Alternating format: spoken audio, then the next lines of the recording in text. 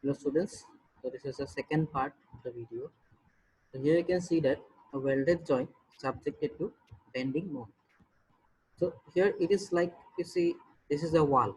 Okay, all of you understand. And we connect this part to the wall. Okay, so this part is again similar to the bolted or threaded part. Okay, if I show you in 3 dimension, this is a wall. Let's say, okay, this is a wall we have here. Okay, this then we connect one part in this manner here. Okay, it's not easy to draw with mouse, but you still see like you can understand this. I hope so. So this is the part. Okay, and here we have to weld instead of, say, previously we used to use some threaded connection, okay, and some rivet, etc. Now we will follow the mouse here. We will weld it actually here along this line. Okay. Huh. Actually, not along this part. Here you can see the spots here at the upward and downward part. We will weld only here, okay, and the bottom portion, okay, here. These two portions, so that now it gets connected. Okay. Hmm. Just a minute.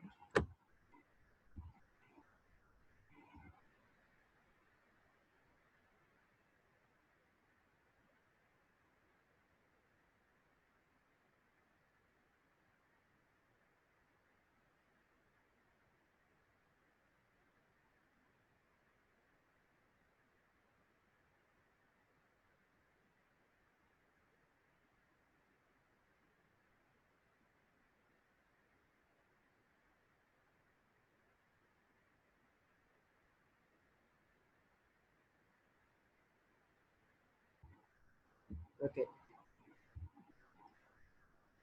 Okay. Yeah.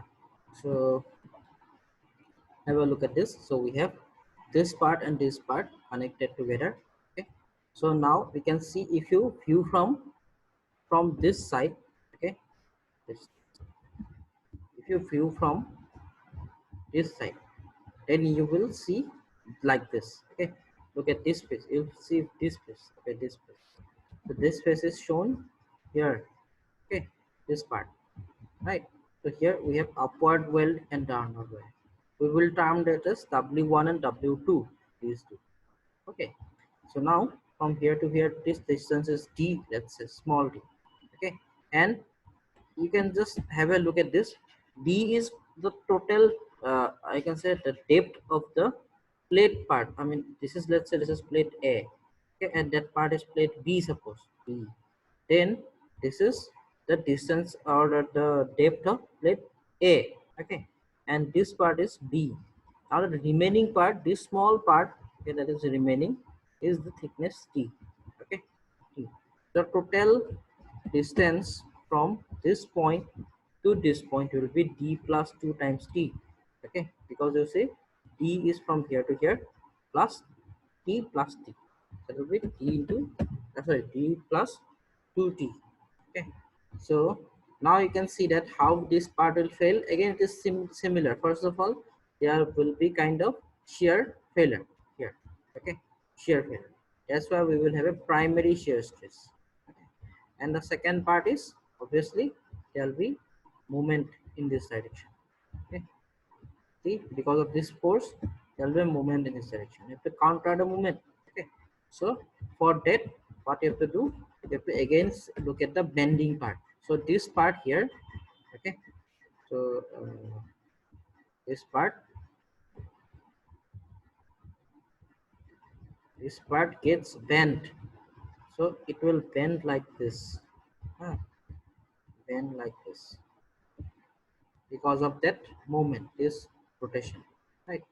So we will have sigma b, the bending stress. Here you see the bending stress. Okay, previously that was actually torsion. Now here we'll have bending stress, bending moment. Okay, so and there is, in this case we have to locate that value of g here. So in this phase, okay, this phase we will locate that center of gravity is z, right? So here you can see that, uh, See this is bending moment is given by sigma b equal to mb into y by I.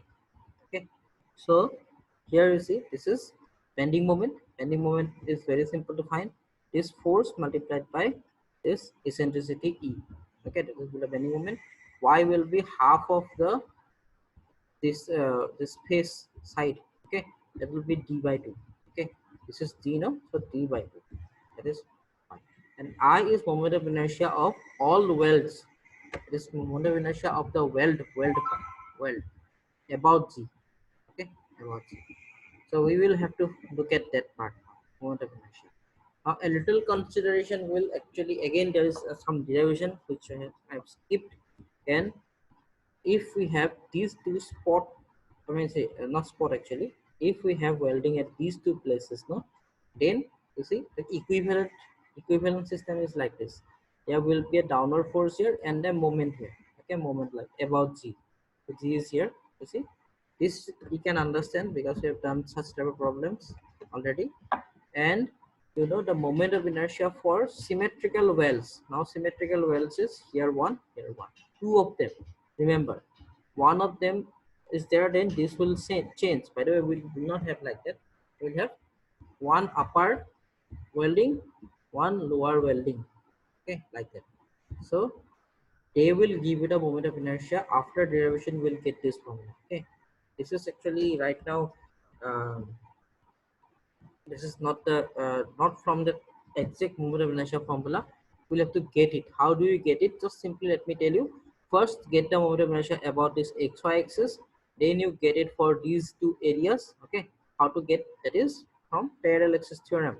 Once you get them with parallel axis theorem, this one and this one you add them, that means double it. Okay, so you'll get finally, after doing all those things, you'll get this formula. So t is the throat thickness multiplied by b is the breadth of this part. Okay, from here to here, this is breadth b. Okay, and from here to here is the depth d. Okay, d. So b d square by 2. Right, this is the moment of inertia. Fine. Now the resultant shear stress is given by tau equal to root over sigma b by 2 whole square plus tau 1 square. This comes from your maximum shear stress theory of failure. Okay, so maximum shear stress, from that theory part we know that this is the formula. So simply once you get sigma b, you put it here. Once you get this tau 1 from this formula, you put it here. And then the resultant shear stress or maximum shear stress will be known from the problem specification. You put it there, so you'll get finally this thickness T. Once you get the thickness T, you have to calculate that your thickness of the weld also. Okay, that is called the size of the weld. So we'll have a look at the we'll have a look at some problems. First question is, a beam of rectangular cross section is welded to a support by means of fillet welds as shown in figure. Determine the size of the welds if the permissible shear stress in the weld is limited to 75 Newton per millimeter square. So here you can see this is one part and this part is welded to this one. Okay, a crack is shown here. Okay, just like how it will fail, just to have a visualization of that. Okay, just to hold this part in position, we have by the way, this welding is a little bit different than the welding we have shown here. Okay, here it is welded only at upper and lower portion, but for this particular problem it is welded in all sides, here also, here also. Okay, see, you can see that. Okay, upper, lower, and both sides. Okay, right. So here actually we have all four sides of welding, and how to solve this problem we will have a look at this now. Okay, first of all we need to get the area of the all welded part.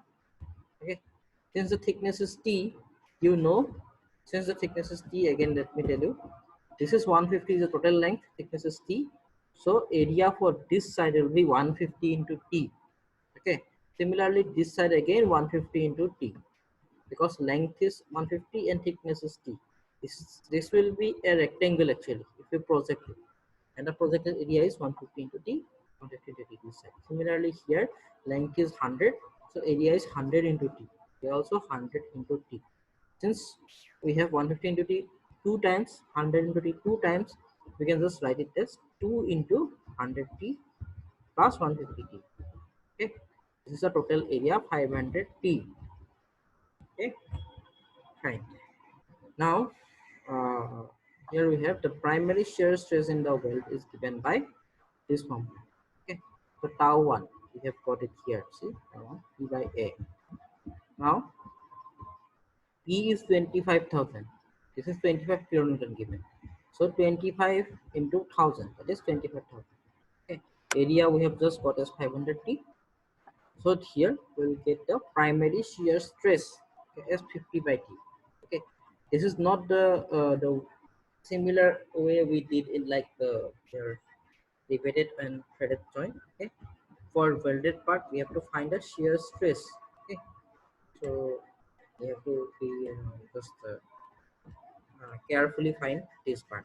Okay, carefully find the area, total area of the welding, then divide the total force by that area.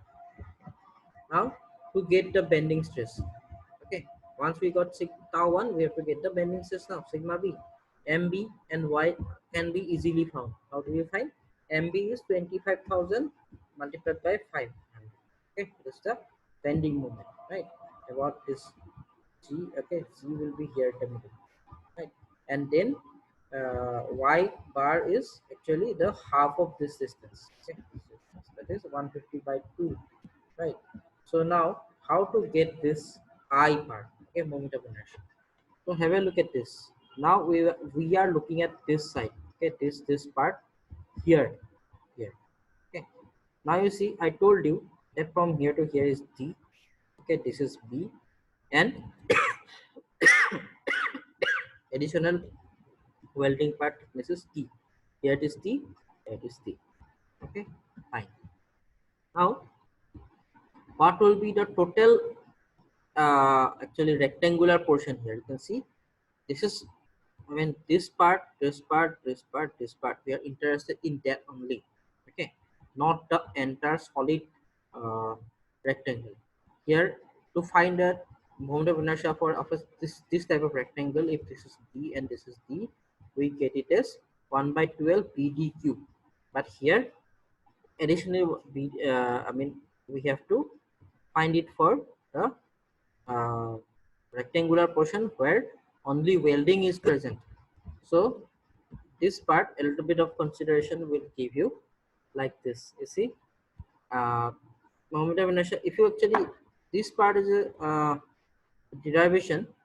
This part is actually from the parallel axis theorem. Parallel axis theorem. Let me quickly tell you that thing. See, B this side and T is this side. So we are first of all taking this area first. Okay, BT cube by 12.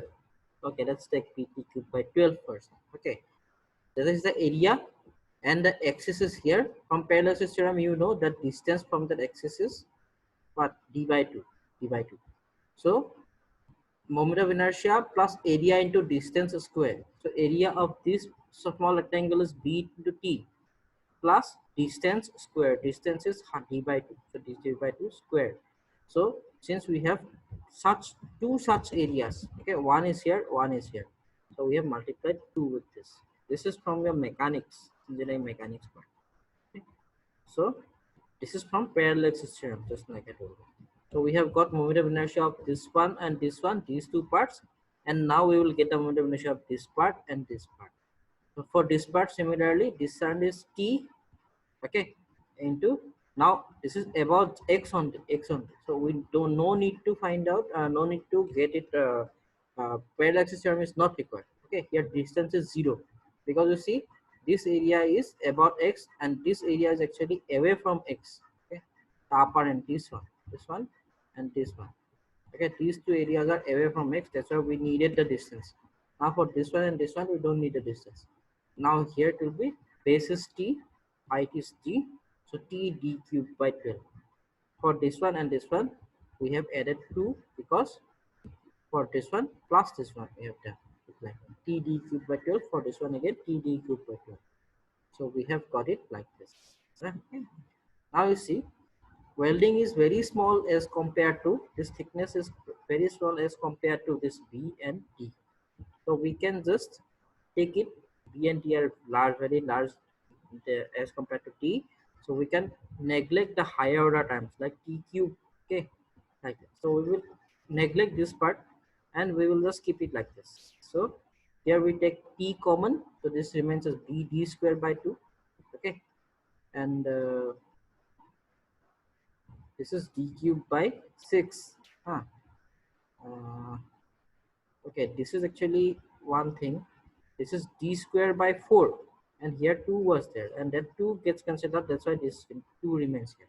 So B square by 2 and here it is D cube by 6. Okay, because 2 by 12 is 6, 1 by 6. So now here we know the value of B and D both from the problem. Here B is 100, D is 150. So just by putting everything here, we get the moment of inertia as 16875 divided by T. Now simply just put this value here.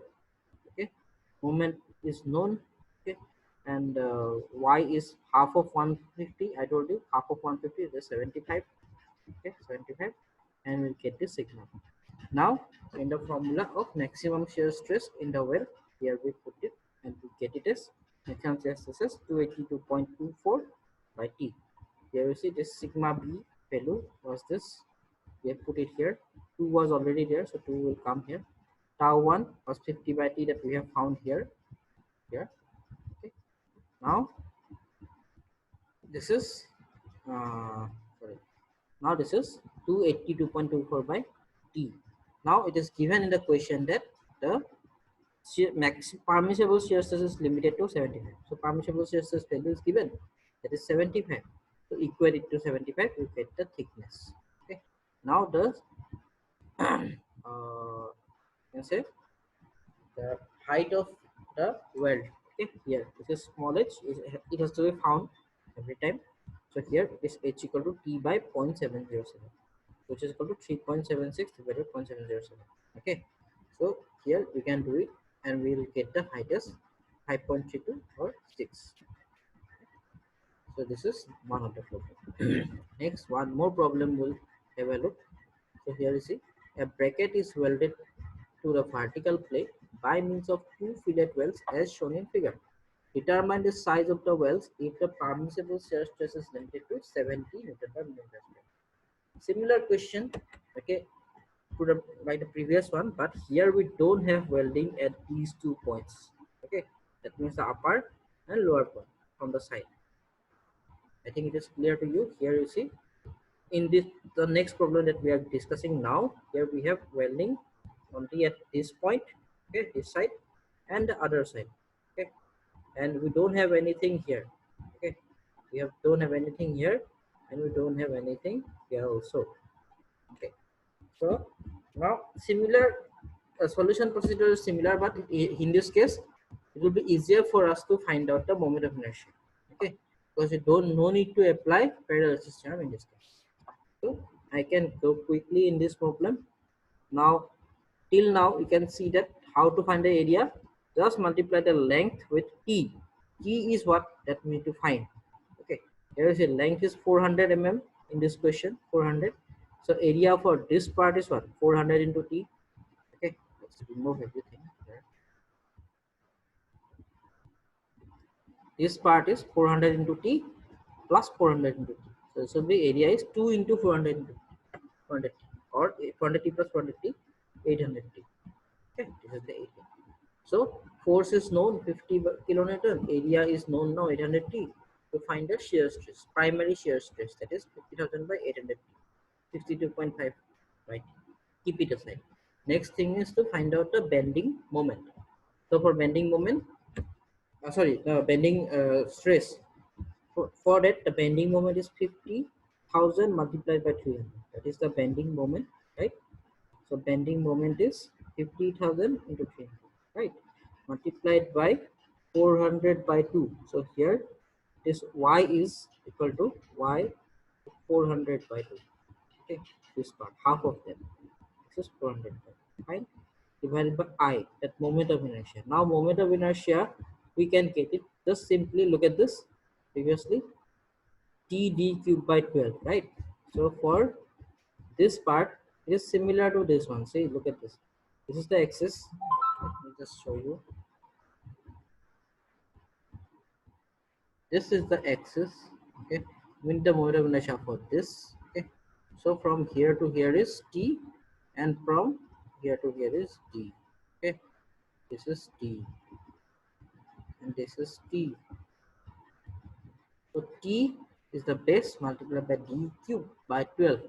For this one, plus the same, exactly the same T D cube by 12. So we can multiply 2. So 2 times T D cube by 12. So 2 times T D cube by 12. Okay. D is known as given as 400. Okay. Depth. So this is 400 cube by 12 into T by 2. Sorry, multiplied by 2. So this we get as 10.67 into 10 to the power 6 T. Okay. Now putting everything here, we get the bending moment as bending stresses 281.6 281.16 by T. So from maximum shear stress theory, we have this formula. So put the value of sigma b and tau 1, we get this. Okay, maximum shear stress 153.85 by T. Okay, and in the question it is given that maximum permissible shear stress is 70. So which is equal to this 70 Newton. So 70 equal to 150.85 by T. Okay. So now thickness is 2.2. Okay. This is the weld thickness, and the thickness or size of the weld. Let's call it the size of the weld, which is actually related to T as T by 0.707. Okay. Always it is related like this. If both sides are there, then we multiply 2 with that, but that is different. That will come in strength equation. So H and T are related like this. So it's equal to T by 0.707. So here size of the weld is T value is 2.2, and divided by 0.707 we get it as 3.1, which is nearly equal to 400. Okay. So we have seen some problem of your uh, this is eccentrically loaded. The second portion is actually welded joint subjected to bending. Okay. So we finish our class here.